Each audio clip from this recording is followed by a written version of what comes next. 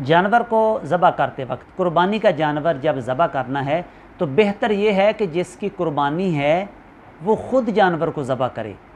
लेकिन अगर वो ज़बह करना ना जानता हो या उसे ज़बह ना करना आता हो तो फिर जो आदमी चाहे जानवर को ज़बह करना चाहे वो कर सकता है। बाज़ औक़ात ऐसा होता है कि बाज़ लोग जिसकी कुर्बानी होती है वो छुरी लेकर और वो पकड़ लेते हैं, कसाई ने भी साथ छुरी पकड़ी होती है और पकड़कर जानवर की गर्दन पर रख के थोड़ी सी चला के फिर वो जो जिसकी कुर्बानी है वो छोड़ देता है और कसाई बाकी जानवर को ज़बह करता है। ऐसी सूरत में ये ज़रूरी है, इसकी बड़ी एहतियात करनी चाहिए कि जब दो अफराद ने छुरी को पकड़ा हुआ है तो अब दोनों का तकबीर कहना ये दोनों का लाज़िम है।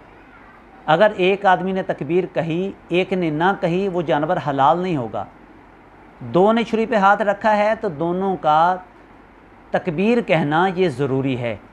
या एक ने आधी तकबीर पढ़ी है, आधी दूसरे ने, एक ने फिर जानवर को आधा ज़बह कर दिया, अब दूसरे ने छुरी को पकड़ा है, आधा उसने ज़बह किया है, उसका भी तकबीर कहना ये ज़रूरी है।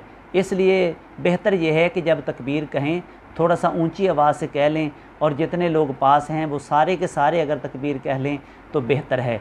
तो इसी तरह इस चीज़ का ख़ास तौर पे ख्याल रखें कि जो आदमी छुरी को पकड़ के खड़े हैं या आधा आधा ज़बह कर रहे हैं तो ऐसी सूरत में तकबीर कहना हर फ़र्द का जो छुरी को पकड़ के खड़ा है, जो जानवर को ज़बह कर रहा है, तकबीर कहना ज़रूरी है।